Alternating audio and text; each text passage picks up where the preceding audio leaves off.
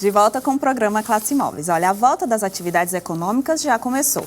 E o governo do estado do Piauí estabeleceu um plano para a retomada organizada. A publicação prevê a flexibilização das medidas de isolamento e de restrição das atividades e reforça que todo o processo se dará de forma gradual e segmentada.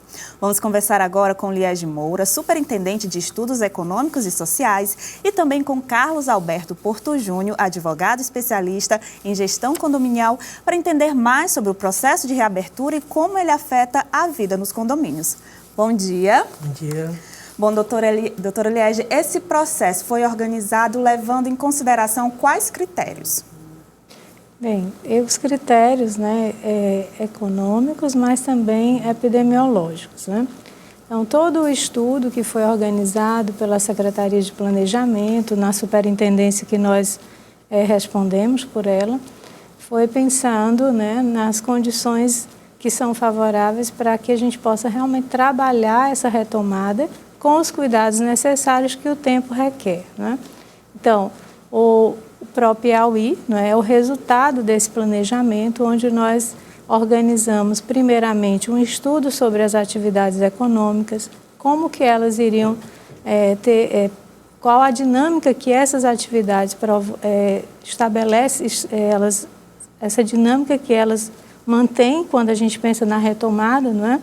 Então, foram primeiramente agrupados 3 grandes grupos de atividades econômicas e, a partir daí, nós começamos a trabalhar toda essa relação entre as atividades, as cadeias produtivas, que aqui as atividades estão vinculadas, e também como que essas atividades iriam impactar no retorno, o número de pessoas envolvidas, né? Quantidade de empresas, trabalhadores, e como que isso iria realmente favorecer uma retomada de forma realmente mais segura, né?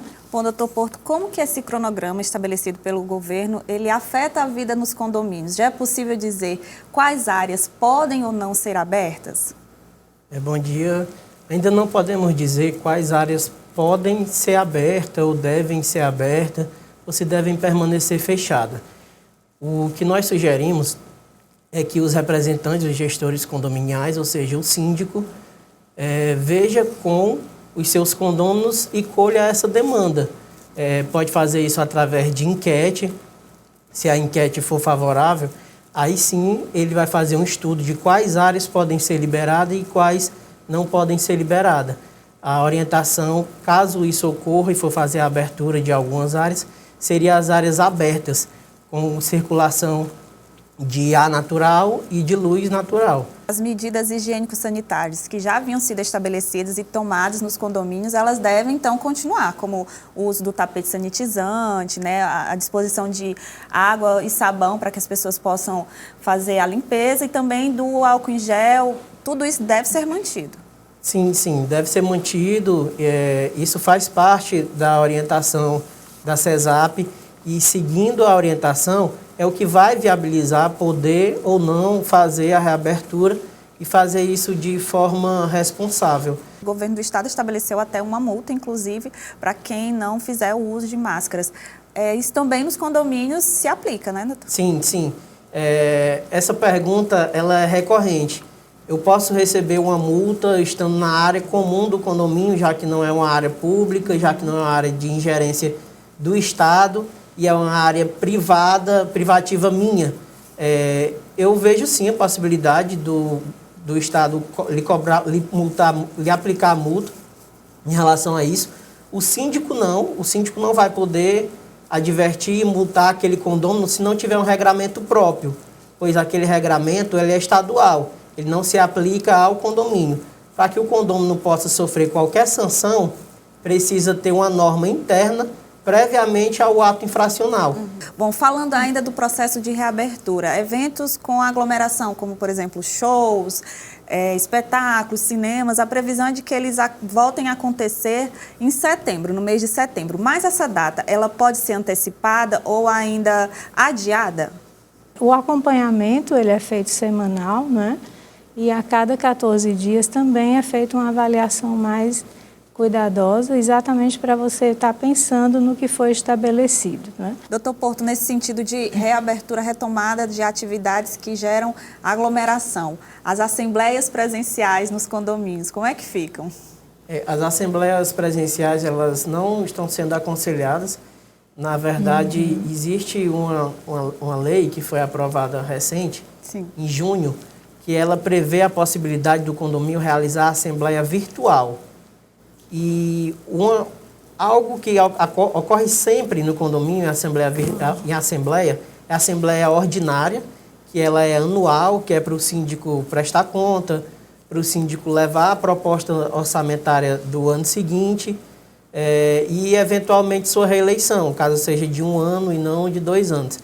Que normalmente ocorre sempre em março, então pegou esse período de pandemia, o de período pandemia. mais crítico, né, digamos assim. Mas aí essa lei trouxe uma inovação ainda maior, que além de autorizar a realização de assembleia virtual, ela determinou que quando não for possível essa reunião da assembleia através Presencial. da plataforma virtual, o mandato do síndico será prorrogado até o período final da pandemia, que lá tem uma previsão de 30 de outubro.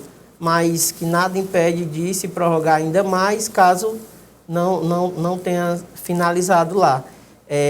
Nós participamos de grupos, né, de WhatsApp. Esse isolamento nos trouxe uma abertura maior nessa questão de rede social, então acaba que hoje em dia eu faço parte de grupos onde tem advogado de todo o Nordeste e outro grupo que tem advogado do Brasil todo.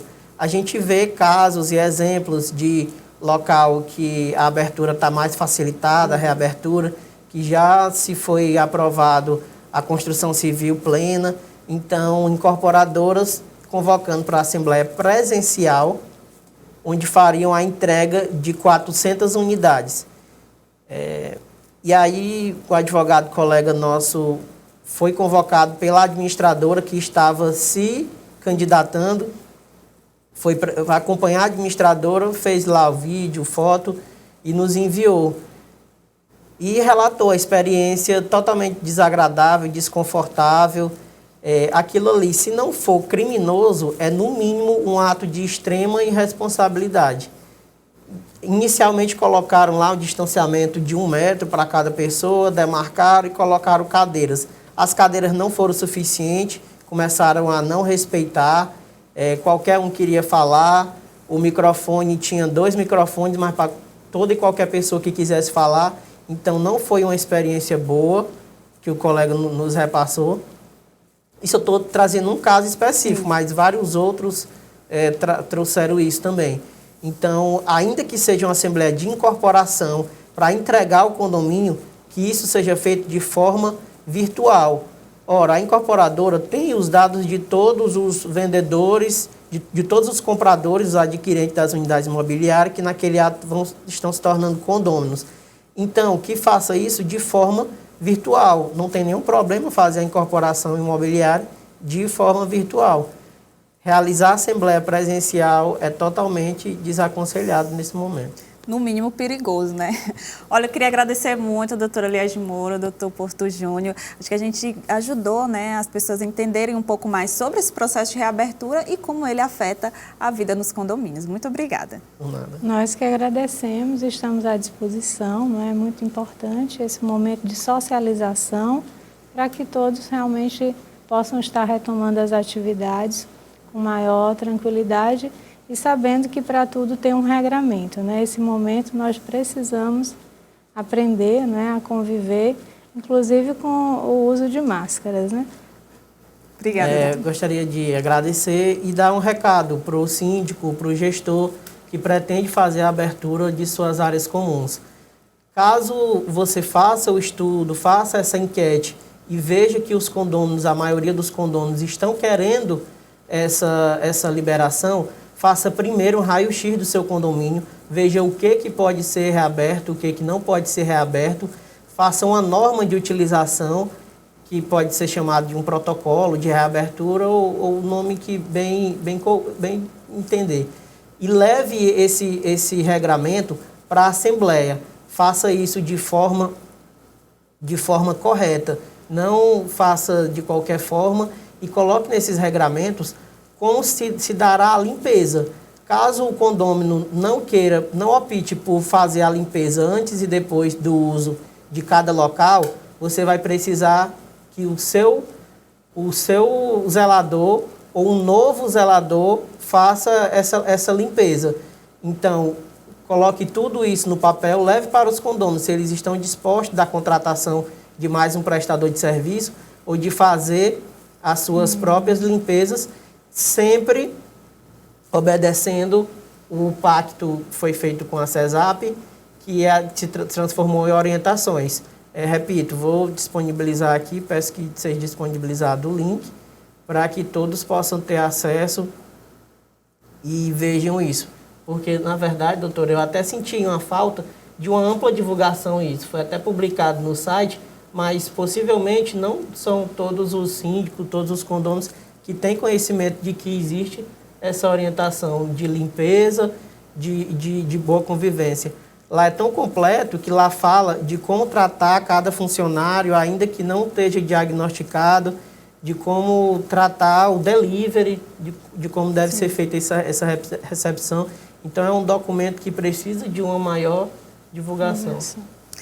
Tá certo, então, o momento ainda é de muita precaução e cuidados. Muito obrigada.